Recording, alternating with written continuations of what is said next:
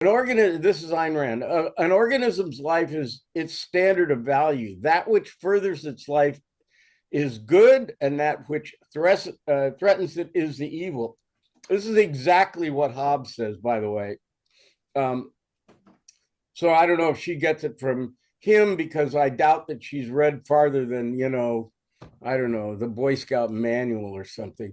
The physical, she says, continues, the physical sensation of pleasure is a signal indicating that the organism is pursuing the right course of action. The physical sensation of pain is a warning signal of danger, indicating that the organism is pursuing the wrong course of action and that something is impairing the proper function of its body, which requires action to correct it. This is what she's going to base her ethics on. And, just right out of the blocks, heroin feels good and it's not good for you. Flu shot feels bad and is good for you. I mean, really, you don't have to take the argument any further than that. It's as dumb as can be for her to say this, but here's the reason people say it. They want to avoid some kind of airy-fairy or religious basis for making judgments about what they should do. So they're trying to find what they consider to be an empirical basis. And we're going to run into this with Epicurus, with Aristotle, with Bentham and Mill, and Ayn Rand. And it's all for the same reason. They want to be not metaphysical or religious. They want to have a real solid basis, right, for making judgments. But it's just dumb stuff. And I really have tried to find a more sophisticated rationale. I've studied these guys and tried to figure out, okay, what is the real argument they're making here? I'm afraid it's no better than what I just said. It's a stupid argument, and yet popular. And I just guess it's the avoidance of metaphysics is what they're trying to do. Anyway, Plato's got a couple of responses to this, and they're not very good either. But one of them is just what I said, more or less, that the good isn't identical with pleasure because there are good pleasures and bad pleasures. And another thing Plato says is that pleasure is always associated with pain because, like, if you think about the main pleasures of life, and I'll get to why this is dumb in a minute, but the main pleasures of life, let's say eating and sex, let's say those two. Plato says, or Socrates, or, in the dialogue, what they say is that in order to enjoy food, you have to first experience pain. You can't enjoy food if you're not hungry. So the pain and the pleasure disappear at the same time. As soon as you're full, you can't get any more pleasure from eating. And so the same is true of sleep or sex. You can't be enjoying sex if you just had it 5 minutes ago, or at least some of us can't. I don't know. But the idea is that pleasure and pain are coterminous, as it were. They're both going to end at the same time. That can't be right. And then the other thing that Plato, in the Gorgias, Plato says that, I could read you the passage, but I don't think I'll do that. Plato says that pleasure is like a leaky jar, he says. And I think probably amphora is what he means, but a bucket, you could say a bucket, same thing, that you continually have to fill it. There's never a point when you've eaten enough so it satisfies your life. So Plato wants to say that pleasure can't be identified with the changeable world, the world that Heraclitus described, or the world of sensation, or the world of perception. It can't be identified with that. Ultimate pleasure has to be eudaimonia, which is dependent on a balance, a rational balance between the three parts of the soul: the rational, the passionate, and the appetitive, right? I don't know. That's better than Ayn Rand, I guess. But here's my problem. Plato does this, Aristotle does it, John Stuart Mill does it. and I don't know if Bentham does it or not. I think he does. Here's the problem. Plato, when he's talking about pleasure, and the same thing with Aristotle, they assume all pleasure is like eating. You know, you eat, you want to eat, you eat, it's very pleasurable, and then you're done eating. That's There's a huge amount of pleasures that don't have dynamic. Like Bill is loves fishing. Well, does Bill really have to have a pain? And maybe he wants to go fishing, but I don't think it's like starving to death. And so when he fishes, he's having fun. But then when it's over, he could still fish another hour or two, or he could fish the next day, and it wouldn't be any problem. So that dynamic that they're describing of the leaky bucket doesn't apply to a huge amount of pleasures. Like I take great pleasure in what we're doing right now, but I'm not like horny for it. You know, I'm not like just so hungry for it that I can't survive another hour without talking to you guys. No offense, but the that's always what they use as their model for pleasure. It's either the intellectual pleasure, which is supposedly has to do with the eternal verities and so forth, or math in Plato's case, or it's this some kind of tawdry, getting drunk or eating. But most pleasure in life is neither of those things. You like to go to the beach. I mean, I don't just get myself all worked up and just can't go another hour without going to the beach. That's not how it works. And I would say most pleasures in life do not follow that dynamic. So it's a straw man. What we call it in logic is a straw man. A straw man is when you set up the alternative situation weaker than it actually is. And that's what they're doing here. And these guys are really smart guys, and it's kind of weird that they fooled themselves. I don't have a way of accounting for that. Why they would think that model, because certainly they took pleasure in, I don't know, playing. They probably had little games they played, like whatever the equivalent of chess was, and they probably talked to their friends and they listened to music. It's not like they didn't have all these pleasures, but yet when they start to talk about it philosophically, they use really stupid models, and I just don't get it. It's 2,000 years of doing that, and I'm fed up with it. I don't think that's any good. Does anybody want to give me a counter?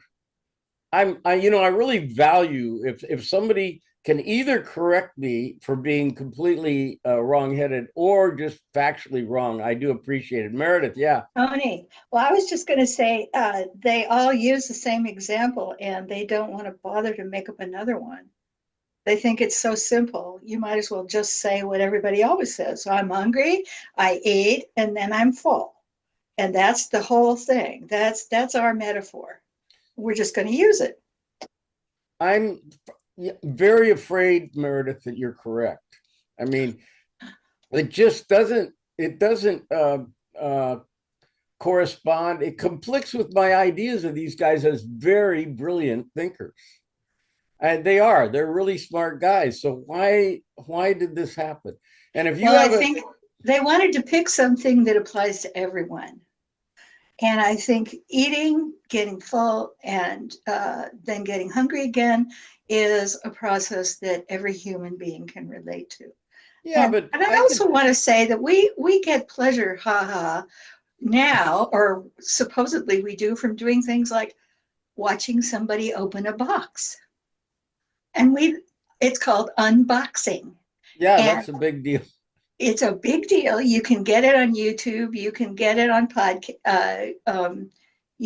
videos, and it's a fad. It'll come and go, but there are lots of fads, and these guys didn't want to deal with fads. You know, they just wanted something they could rely on. It's just not.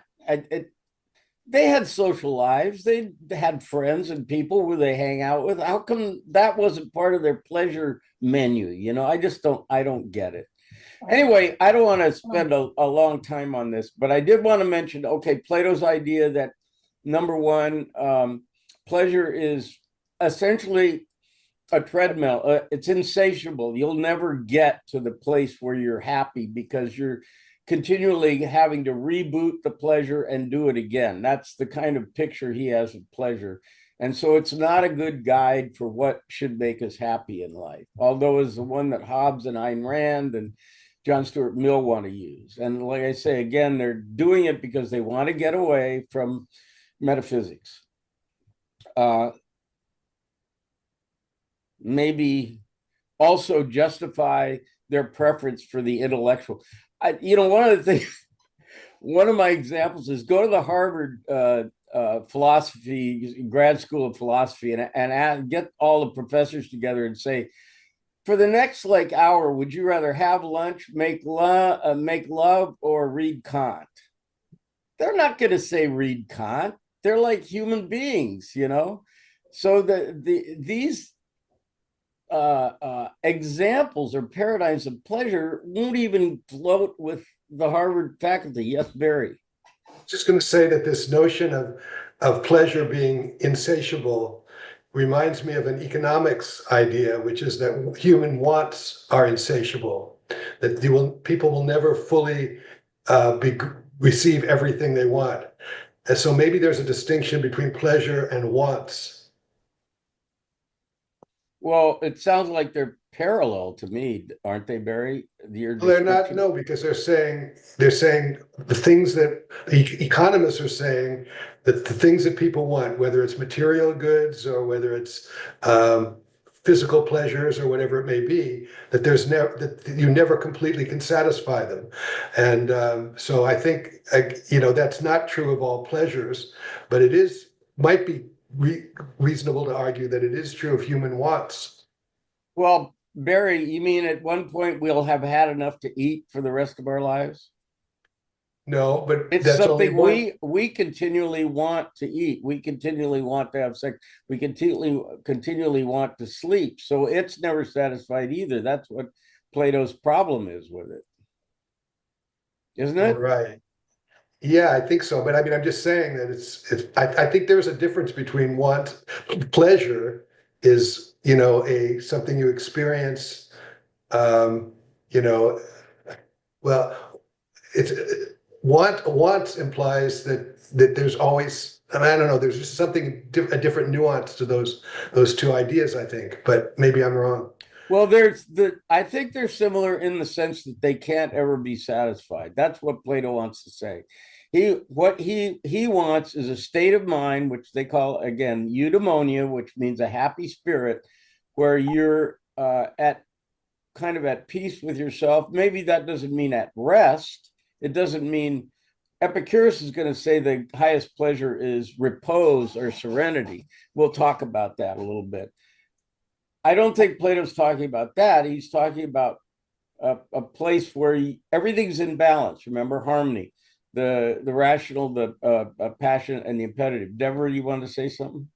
Oh, I was just thinking, and maybe some of you can talk to this better than I, but about the Buddha, who said, there's really nothing wrong with pleasure and joy, but the difficulty arises in the attachment to it or the obsession with it.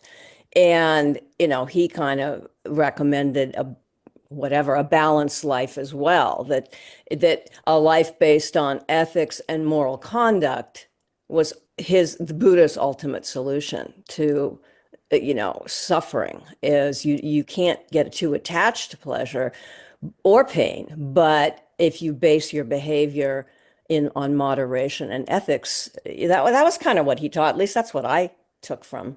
I think you're right. And I don't know, there's no way that in the course of this class, I'm not going to offend somebody, but I'm a big fan of Buddhism more than any other religion, but I'm also a big fan of parts of every religion that I've studied, and other parts I'm horrified by. But the first noble truth of Buddhism is life is suffering. Mm-hmm. And my response is, no, it's not. What the hell are you talking about? Life is mostly pretty groovy. And so now I just white deny, milk I fat. deny that. I think by suffering, maybe it meant attachment. Yeah, I know, but if you start out with a disease that I don't possess, I'm not sure why I need to take your cure. And that's true of Christianity too. We're going to get into Christianity. The equivalent in Christianity is that we're all born with original sin, which is also a really weird idea. But I just, if you're going to ask me to commit to a lifestyle that you've designed to answer a problem that I don't have, Right. I've got every right to say, well, I don't see that problem. I think I'll I'll go fishing with Bill. I just and attachment. See, if you don't, I mean, look, I don't want to go on and on about this, but if you're a musician, like Linda Ronstadt used to say, the guy you want to hire is the guy that never puts his guitar down. He just can't help himself.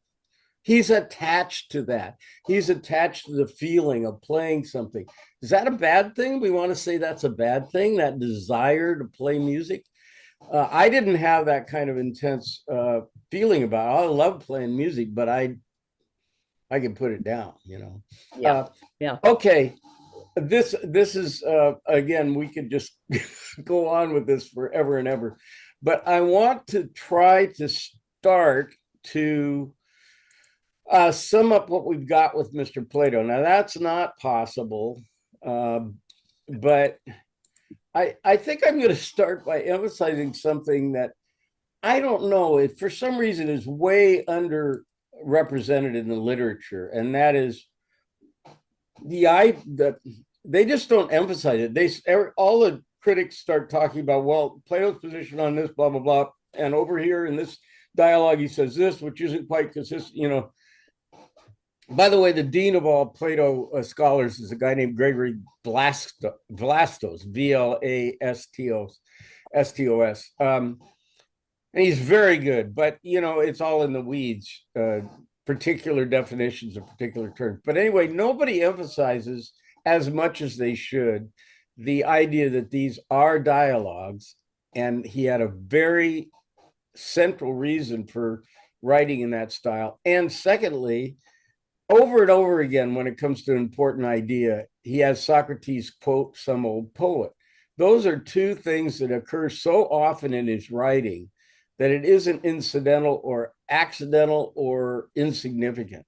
It's something that he turns to often. And I think it paints a picture of a guy who's humble enough, which is weird for being Plato, but he's humble enough that he's not going to say this is the way things are. Look at it this way. Here's a way to look at it.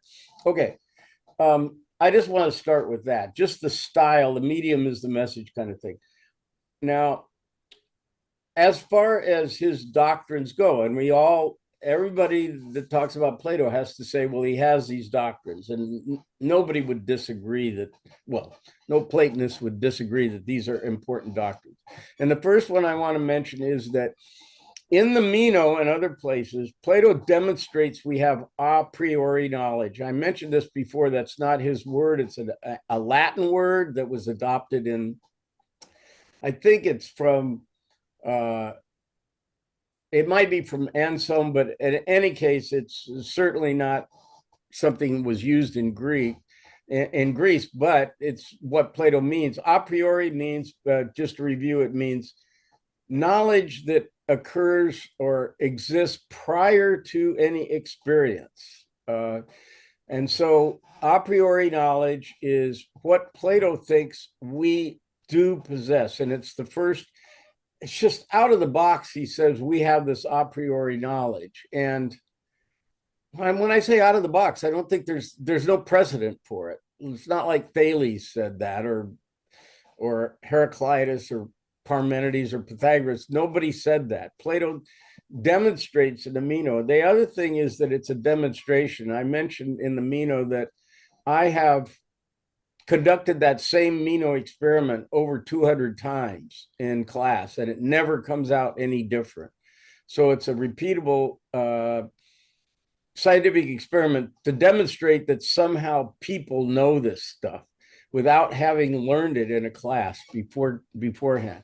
Now, you might think, I know that I never convinced a few of you, or maybe any of you, that we do possess this kind of knowledge, but it has been a controversy. Aristotle denied it, the British empiricists deny it, but I think most people down to this day, when I say most people, I think the the view of most philosophers, except for Ayn Rand, is that we do possess this kind of thing, particularly in regard to mathematics. And I just there, it's lovely to have Laurel here, but Fermat's last theorem, it was around for whatever 400 years or something. Is that right, Laurel? Before it was resolved, and where'd she go? Laurel, you're here. Laurel, she's not paying attention. The Fermat's last theorem was a puzzle that he laid out in what, the 1600s or something like that. Laurel, I was attacked by the no-see-ums. They got my eyes. oh my God. So I look like I've been in a fight, but the other guy was too small to see. Yeah, how do you hit him with a? Work with the dogs. I had hoodie, long sleeves, long pants, and they went for my eyes. Man, in Australia, Northern Australia, we had to wear those hats with, basically mosquito nets around your hats. I have a picture of myself someplace with them on because they were so vicious because there's no water and they get in your eyes and your ears. Well, no-see-ums can get through netting, apparently. Anyway, Laurel, I was bringing up Fermat's last theorem, and it was around for like 400 years and finally resolved in the 90s, right? Yeah, computer proof finally, which a lot of people didn't feel was actually an acceptable proof because it was not subject to checking in the same way. The code can be checked. That's right. Well, forget that one then. What was the one that you had a part in that we talked about in the 90s that you had a part in resolving? There was a mathematical proof that I mentioned. I think that was shuffling cards. Shuffling cards, right. So the mathematical proof wasn't developed until what, the 90s? The 90s. Yeah, there's all kinds of evidence in math, and I think everybody knows this, where mathematics has come up with some kind of structure that doesn't describe anything. And then later, it turns out that it does describe something in the real world. And the opposite also happens. Something that we know from the real world can't be proven. And for years and years, it can't be proven. And then somebody proves it. And this is in both cases, it's an entirely different intellectual process. One is basically trial and error, and the other is somehow, in a way that Plato and Einstein and many, many others have found mysterious, occurs to you. Let's just put it that way. So Tony, yeah, here's a related question. People in the Greek era and described in the Bible, throwing lots, people gambled for years and years and years. But the first mathematical approach to understanding probability theory wasn't put on a mathematical ground until the 1500s. And so it's amazing, people didn't actually, the gamblers may have known empirically, right, bets were better than others, but so this is something where there was an observational thing, but for some reason the question wasn't raised. Anyway, the idea of a priori knowledge, which Plato displays in the Meno, will be with us for the entire term, and it's a central philosophical issue and puzzle, and nobody has it sorted out. I don't want to give you the idea that we've resolved it. It's just that in fact, the reverse is true. We haven't resolved. We haven't been able to explain certain kinds of knowledge empirically, or as a result of, say, trial and error, because it's a different kind of knowledge. I think Laurel would agree with that. And then the other thing is that we can't account for it by, at this point, we can't account for it with neurology. We can say certain things about it, that this part of the brain is active when this kind of calculation happens, but that doesn't really answer the question of how it occurs. And so this is still a deep puzzle in philosophy. I'm very attracted to the things that can't be resolved. Like, is that perverse? I don't know. That's mysterious to me. What you want to do is do the best you can. And these guys are not idiots. They're the smartest people that have been around to discuss these issues, and they haven't resolved it. That's the stuff that interests me. Now, okay, I don't want to spend all the time on that, but just bear in mind that one of the essential things about Plato to remember is that he was the first guy to demonstrate and discuss what we call now a priori knowledge. And secondly, the doctrine of recollection. Now, the recollection, again, Alan unfortunately isn't here, but recollection is recollection of the world of forms, not the world of sensation. So the kind of things that we have a priori knowledge of are the forms. Another, a priori knowledge is the same as recollection, as it were. I mean, it's Plato's word for, recollection is Plato's word for a priori knowledge. It's somehow we remember it and it occurs to us before we, or despite anything we might see with our eyes, or it doesn't follow some kind of exploration, empirical exploration. You don't go out and test 2 + 2 = 4 everywhere and see if it actually is the same in China as it is in Brazil. You don't do that. You know it's correct.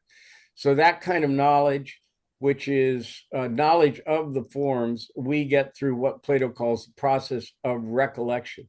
But we don't recollect, and this was Alan's question, we don't recollect particulars, what Aristotle calls particulars. In other words, sensations, things from the world of perception, things we have perceived.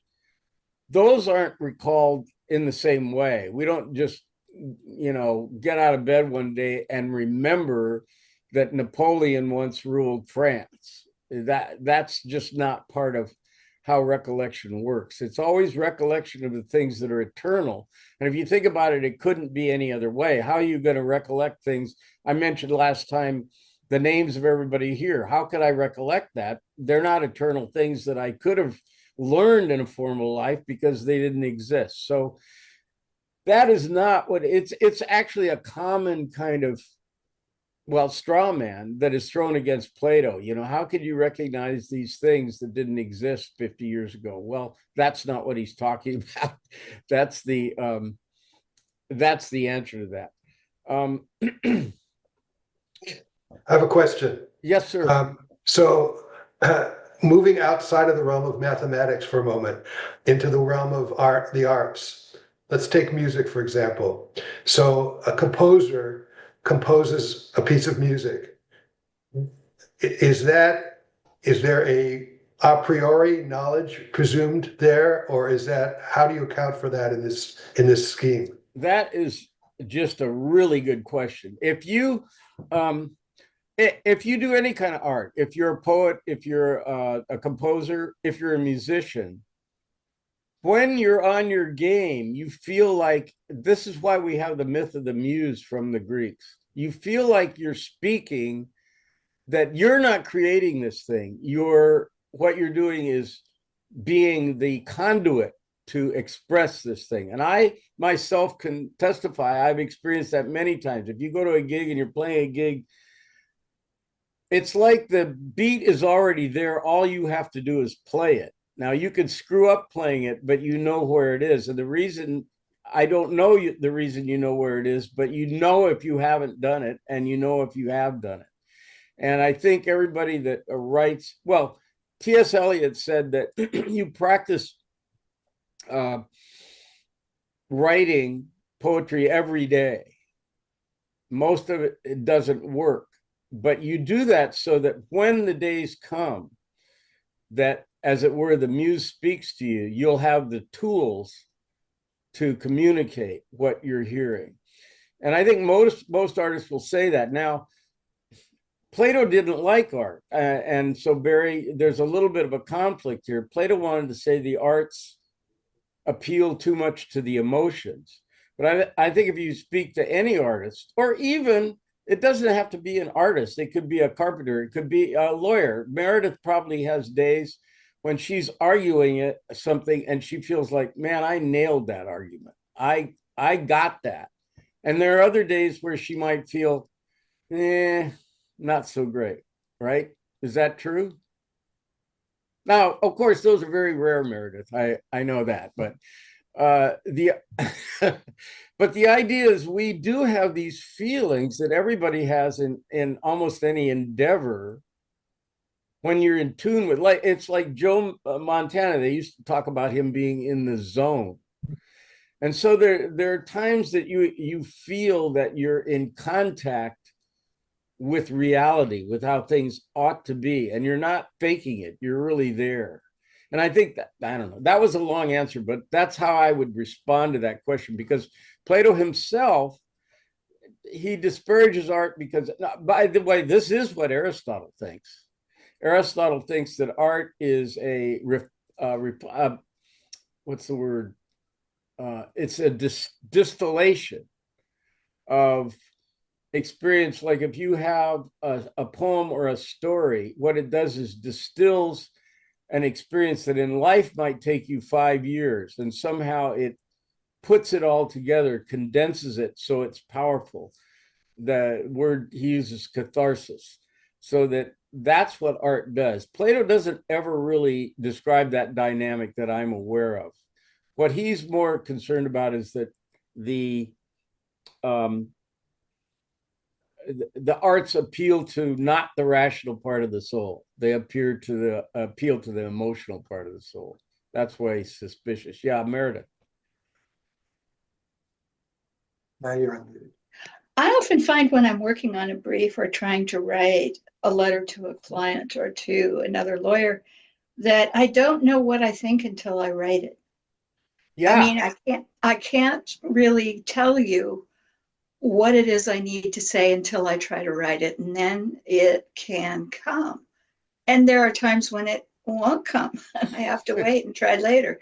But I think it's for some, maybe what you're saying too, Tony, the right drum strokes that go with the piece that you're playing won't come to you until you're actually doing it. Yeah, that's another weird thing. So where does it come from? It does seem mysterious, I think, if you try anything, and there's an art to writing what you write. You know, it's not like doing something rote. You're having to create and clarify the idea. This is why I had a woman who said you can learn just as much by attending the lectures as if you write the papers. And I say, no, you can't. It's not until you have to put your own ideas on the page that you know what you think. That's happened to me so many times. And so where is that coming from? Now, no. Let me repeat that this is not what Plato says. I don't think I'm misrepresenting him, though. It's why, you know, he has, one of the forms is beauty. And so we are attracted. Remember, Diotimus says we're all attracted to the eternal. And one of the things we're attracted to is beauty. And so there is something called beauty in the forms. And we all try to emulate that. We can't help ourselves.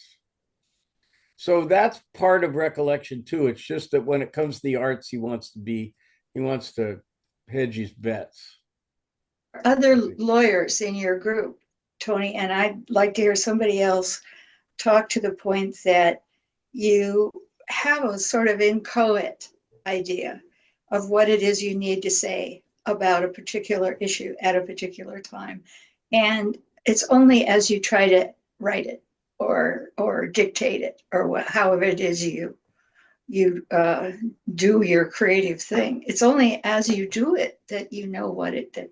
At least for me, that I actually know it. All right, lawyers. I No. would definitely agree with that. I think that you have a sense of what it is, but until you're forced to make it concrete, and which is why my own experience is that sometimes I write it and I have to come back and write it again because it's like, you kind of walk away and you come back to, I don't know if that's really right. I forgot to think about this or something like that. So I think it is a little bit inchoate until you're forced to make it concrete, or is it, again, copyright in tangible form. The Tony, as a non-lawyer, I would also agree with that from a technical. I find that in technical writing, particularly if I'm putting a proposal together, and you're going to sell something on the idea, and so you start into it, and pretty much as you go like, well, this seems, and then it's back to the drawing board and back to the analysis, and you assemble the knowledge as you go. You assemble the ideas until they all fit together. So I think that's very similar to the process you're describing. So the Platonic question is, where does the judgment come from that tells you this is right or this isn't right? So, And it's not just a matter of, does it correspond to something you've read before? Yeah, Doug. no, I mean, do architects get to speak in this? No architects allowed. Someone who is, who has actually, I mean, I'm having designed a few things in my life. There is a process that you go through, and you're solving problems, and you start from this discussion of from the general to the specific, from the specific back to the general. You pick options, you make choices. If the options don't help you solve the next level of problems, you have to be able to step back to the previous level and maybe take a different direction. So there's a whole process involved, and a lot of it is just puzzle solving in some ways, or problem solving.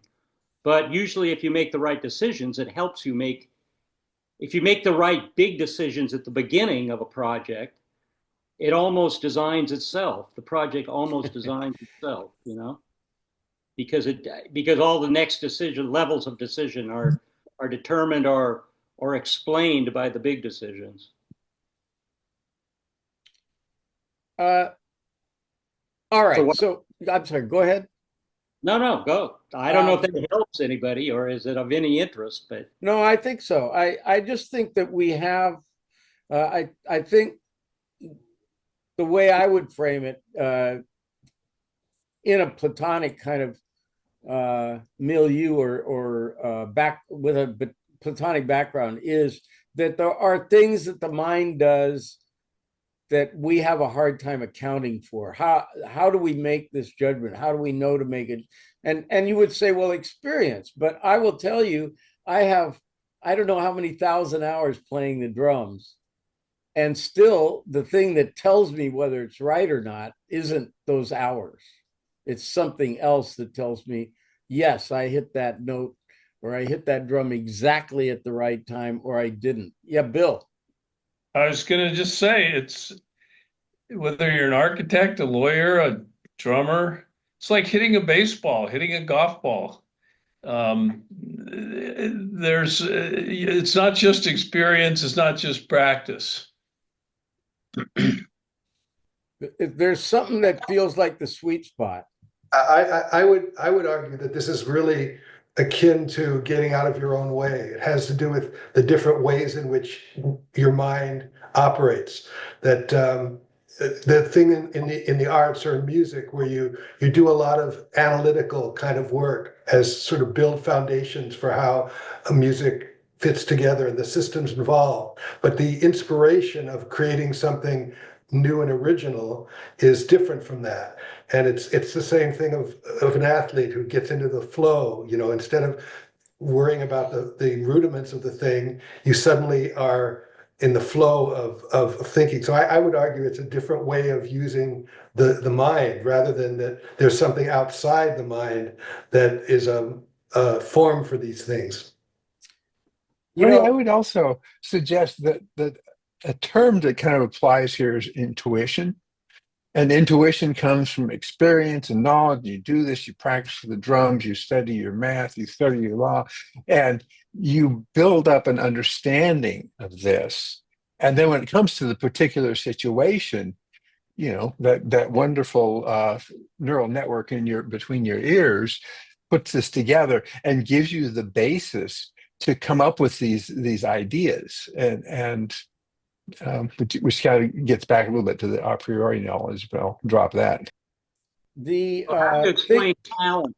I mean, you know, how would Plato explain talent? well, I think just like I said, the muses, you know, that like he doesn't use the word muse because he doesn't want to refer to well, maybe he does someplace, but the idea is there's something in your mind that knows what the right thing is. And it's not just practice. Segovia, in his introduction to his guitar scale, book of scales, says something wonderful about that. He says, he gives you a schedule for practicing the scales, which is just forget about it. It's like superhuman. You need to practice these 8 hours a day for 10 years, and then like that. And then he says, this won't make you a musician. It will give you competence on the instrument, but it won't make you a musician. So what is it that makes you a musician? It's not just the buildup of all those hours of practice. There's something beyond that. And I think if we're going to invoke Plato here, that's how we want to do it, is to say something, we have some kind of conduit to something else that's informing us of what the right thing is. Now, I have more stuff to do here, so I don't want to, again, we could just talk forever on this, but I want to get some bullet points through here.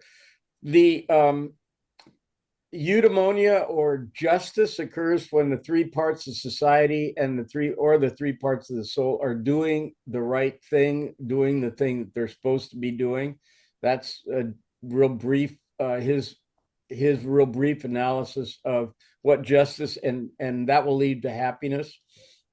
I also wanted to mention again the virtues: wisdom, justice, temperance, and courage.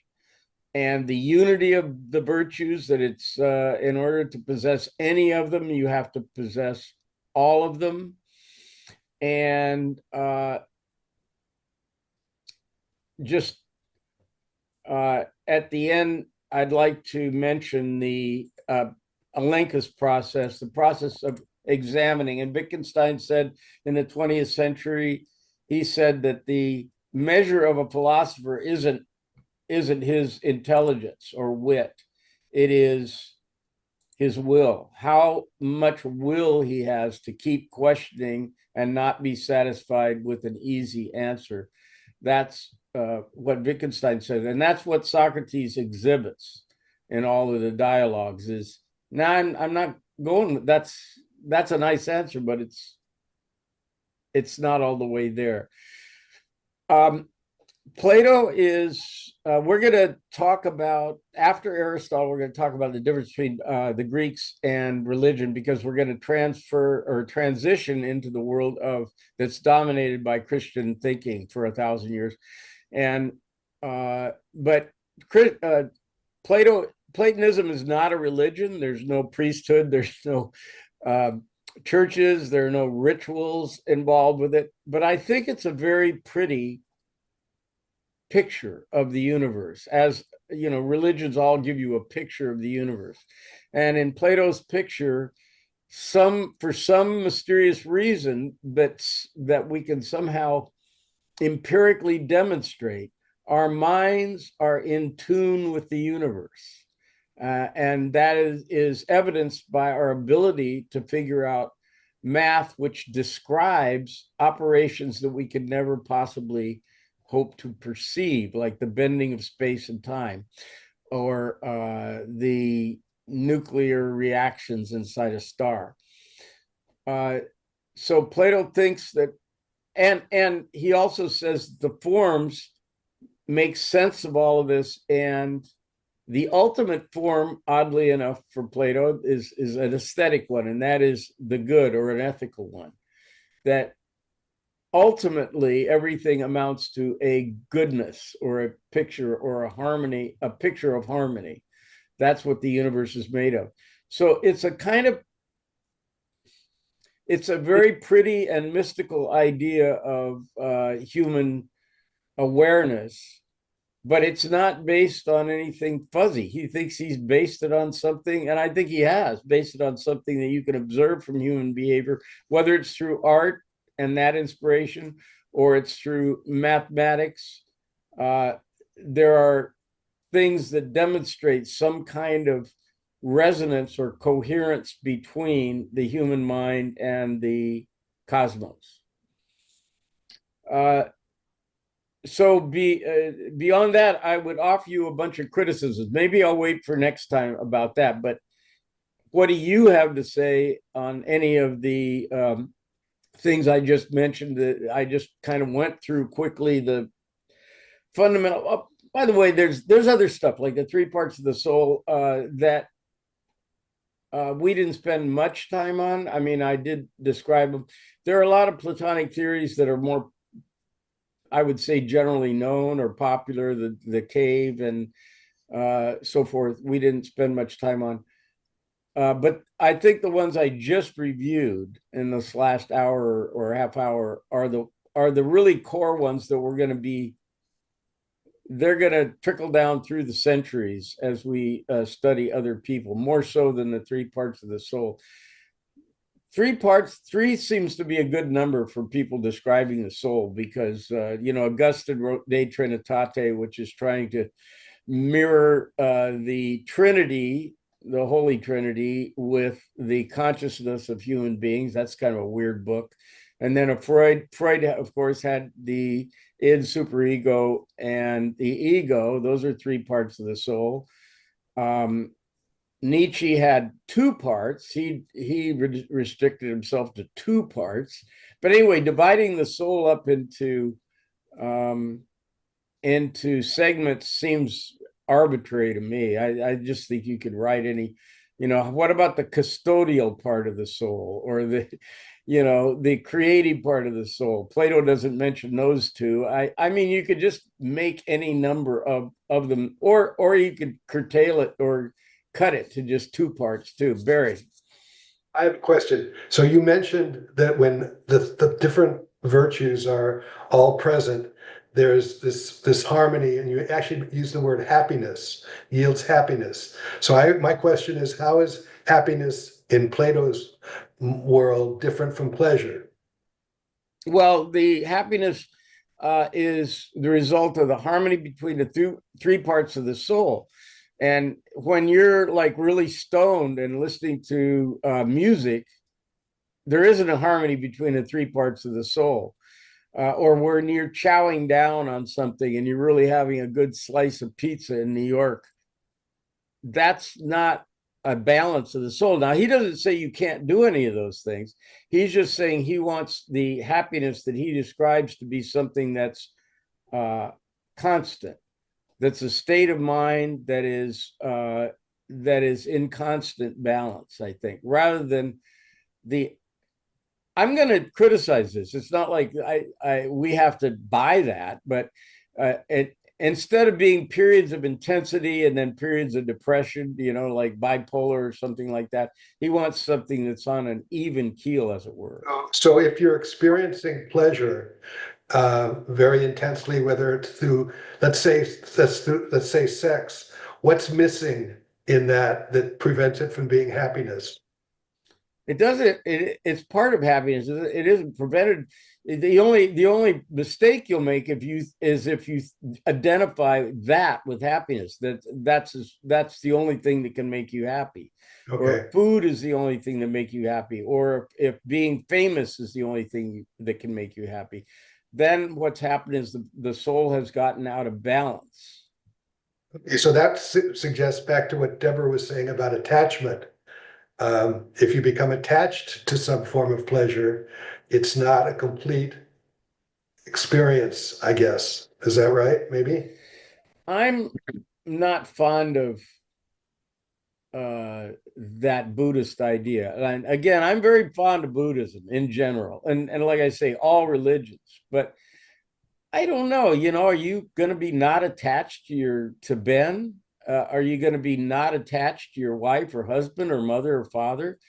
How is that achieved? I just don't understand it.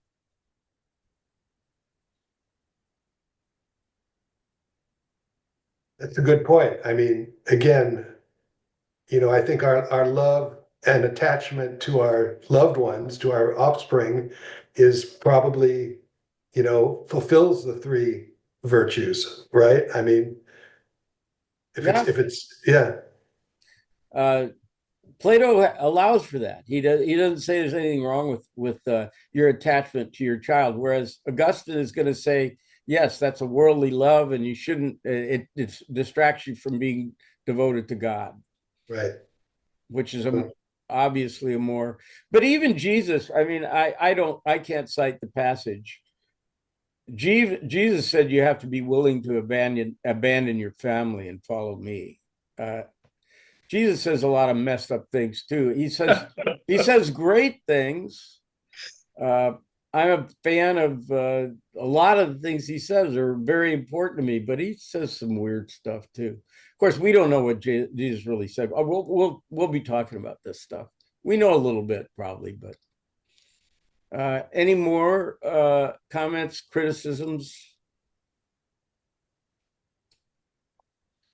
I am going to, not just give Plato. None of these guys get to walk. None of these guys get a free ride. And I had a student one time that she didn't get as good a grade as she wanted to, and so she complained. You can protest grades, and so she protested, and she said, whatever I said, the professor would criticize me. And I'm sure I wasn't rude to her or callous or dismissive, but I'd say, okay, well, let's take that, see if we can make sense of that. Anyway, I wrote back and I said, isn't that the same thing we did to Plato and Aristotle? Shouldn't you get the same kind of respect and treatment that they do? Because it's true, we don't let anybody off the hook. That's not what we do in philosophy. So we're not going to do that. And I'll start with the critic. I was going to do it today, but I don't think we got there. So I'll do it next time. I'll start to criticize Plato, and eventually we'll get around to Aristotle. Some of the criticisms of Plato will come from Aristotle too.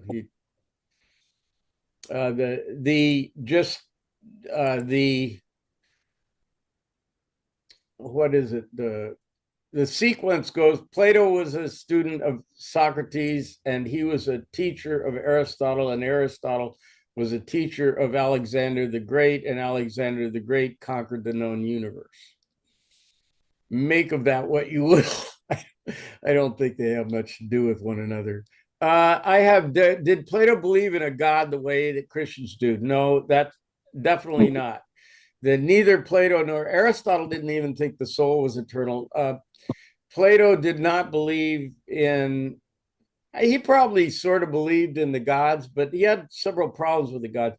They didn't believe in a personal God that was paying attention to you like what Christopher Hitchens described as the North Korea of the soul, I think, that there's a dictator up there that you can't get away with anything, like lusting in your heart. If you do that, you're just a sinner, so he didn't believe there's a being. Plato definitely didn't believe there's a being up there that is conscious or aware of what you do and cares about it. Did not believe that. He has some guy called the homunculus in the Timaeus, where he talks about the creation of consciousness and the world. But the homunculus is disappear. I mean, he's not somebody that has an ongoing interest in you. It's just more like somebody that creates things. So no, there's no personal God like there is in Christianity. Did somebody have another comment? Let's see, what does Doug say here? 2 novels.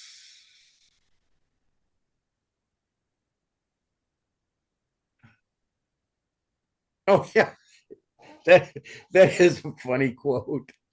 There are two novels that could transform a bookish 14-year-old's life: The Lord of the Rings and Atlas Shrugged. One is a childish daydream that can lead to an emotionally stunted, socially crippled adulthood in which large parts of the day are spent inventing ways to make real life more like a fantasy novel. The other is a book about orcs,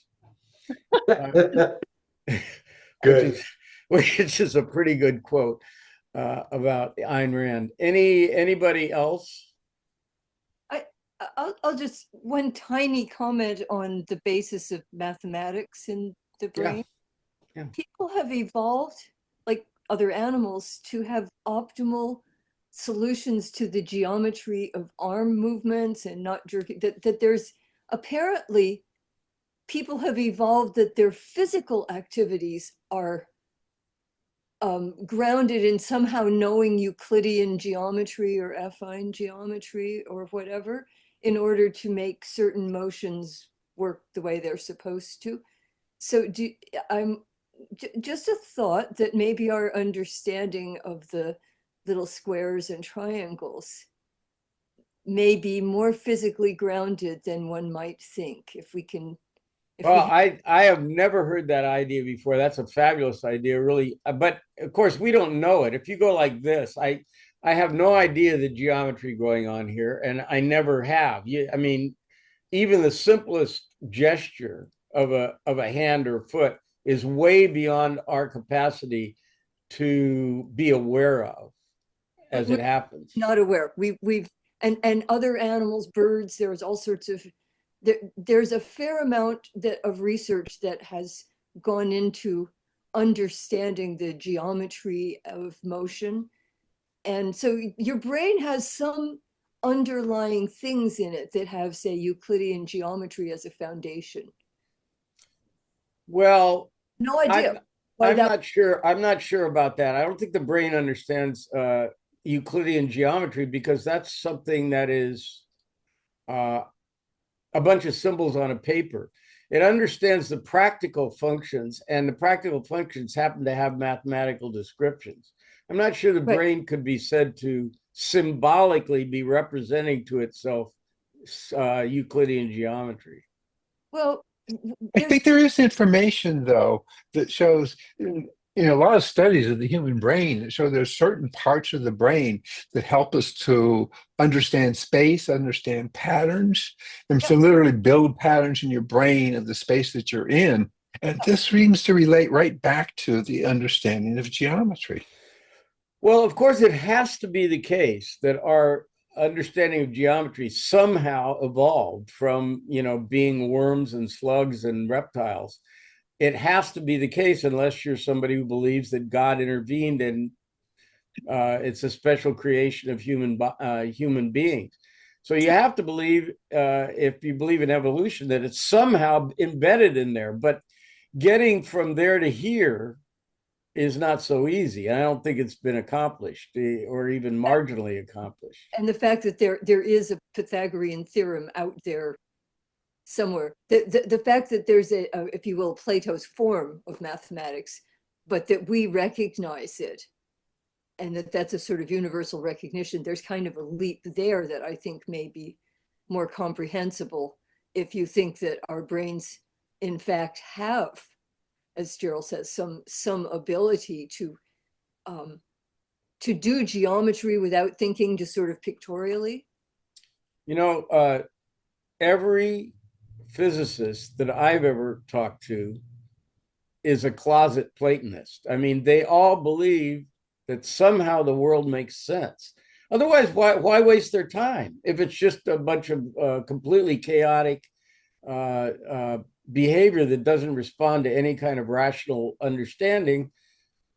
Why wouldn't they just be an auto mechanic or something with a practical value? They all believe that, and so, and it is. We're going to get to this. I'll talk about it next time. But so far, it's a faith. It's not proven. I mean, what we know right now is that things aren't heading in that direction. It appears that the universe isn't comprehensible. It's weirder than we and we conjecture. But I'll offer two tiny little thoughts about about stuff. One is that for me, if I want to do a proof and write something down, the first thing I have to do is get the picture right. If I draw the right picture, then I know then I understand the phenomenon and can try to explain it. And a colleague of mine, a famous, very famous person in my world, Brad Efron, has always said that if he gets the notation right, if he figures out the notation for something like the bootstrap, which is a math, I don't know, some of you may know about bootstrapping, but that if he gets the notation right, then writing up the paper and writing things up is easy. And so the first thing to do is get the notation, so the symbols. But anyway, so for me, it's a picture, and Brad is also sort of picture oriented. And when I was taking his classes years ago, his Greek letters all looked like either a little loopy thing or a wavy line, vertical or horizontal. But if you could get the picture, you could figure out what his little weird Greek letters. He was left-handed and would erase with his hand. Well, Einstein thought in pictures. You know, that's he didn't figure this out by adding 2 + 2. He was just picturing an elevator, and in an elevator you can't tell whether it's gravity or the fact that it's accelerating. And that was the kind of thought experiment that led him to give mathematical descriptions to it. Meredith, did you have? I'm sorry. Go ahead, Laurel. Yeah, Feynman diagrams too. So yeah, Feynman diagrams, exactly. Meredith, did you have your hand up? I was just agreeing with Laurel because I'm left-handed and I know what she's talking about. Okay. Some disabled people among us then. I don't know whether I'm left-handed. You know, I in drums, you have to master. One hand is better for some things, like most things I'm right-handed, but my left hand is stronger than my right hand. So that's weird. I don't know. I kid when I say you're disabled. All right. So next time, we've actually hit on some of the problems with Platonism already, but I'm going to start in with that next time on Tuesday, and then we will go on to Mr. Aristotle. We're not going to we spent more time on Plato than we did on almost everybody else. Not everybody else combined, but we won't be spending that much time on everybody else. But it really is a fundamental kind of foundation to build on or to criticize as you go along. So that's why we spent so much time. So next time, criticize Plato, and I will see you then. Thanks, Tony. All right, Bye, guys. all. Thanks, folks. See you See you later. Thanks, Tony.